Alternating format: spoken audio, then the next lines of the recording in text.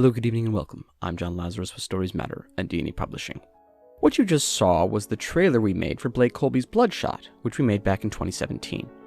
And while the reason I posted the trailer for that book is that D&E earns all the proceeds from Bloodshot as Blake Colby has died and has no next of kin, I also do it to show just how effective a book trailer can be. This web series has been about many things: exercising my personal demons, giving me something to do while I recovered from eye surgery, making horny and desperate middle-aged female readers know that I'm single.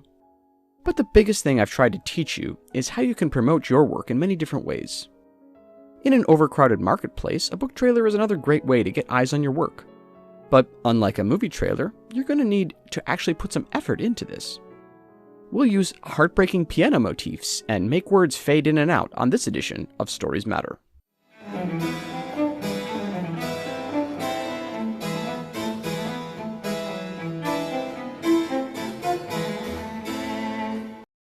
Today's video is brought to you by all of D&E Publishing's books. Look, I'm fucking sick of putting dumbass fake ads in these videos.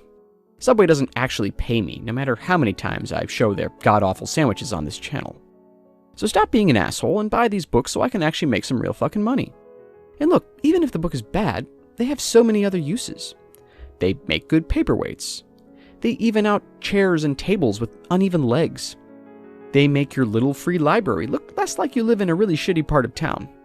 Links are in the description. Now, the first question you have might be, is a book trailer really worth it? I mean, what kind of nerdy loser actually watches book trailers? While that's a very legitimate question, it's important to remember that nerdy losers are probably your target demographic. After all, since they have no friends, they have a lot of extra free time to spend at home reading. And never going on dates and being so agoraphobic they need to forego eating out, traveling, and all live entertainment, that means they're the type of people with enough disposable income to spend on an unknown author's book. And an author needs to remember that they should get the most bang for their buck. This is why I get my unpaid interns to double up and do custodial duty, and also why I turned my third wedding into our company team building retreat. As for your trailer, once your book launches, you can easily repurpose this trailer for an ad that you put on Amazon. With all that in mind, we still need to create this thing, and reading the entire first chapter or putting a bunch of porn next to your book cover isn't going to cut it. To illustrate how to really do this thing, I'm going to take a famous book and I'm going to create a trailer for it step by step. Because it'll be helpful to do a book everyone knows, I'm going to make one for J.D. Salinger's The Catcher in the Rye. Step 1. Think of a good hook. Remember, in a hook, you do these three things. You introduce your main character, explain their goal, and tell us what's stopping them from getting it. It's exactly like being on a first date. For The Catcher in the Rye, it might be something like, Holden Caulfield is just a regular kid, trying to get laid and prove he's better than everyone else, but a world of phonies has made it their mission to stop him. But beyond just the plot, you want to think of other things that might hook readers. A unique setting might work. A place like Ohio, for instance, will draw readers who want a book that's really depressing. If you want to sell that your book is really scary, use a jump scare that shows a horrible, disgusting creature. Step 2. It should contain your voice.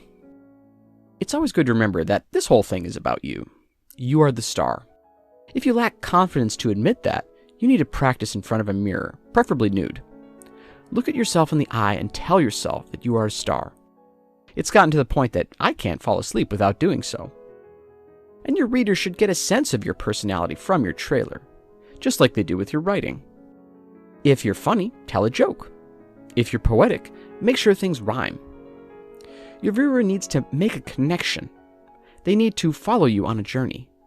When I see terrible ads like this, I hate it because I can tell it was written by a committee. But an ad like this speaks to me. It makes me think a guy just like me wrote it. I would follow that person's lead. Anyway, if this were Catcher in the Rye, I would hope that at least half the audience would walk away wanting to kill John Lennon. Step 3. Get images and video with thematic connections. This is honestly the most important part, and everything else I've said in this video is pretty pointless. Because a trailer is essentially visual.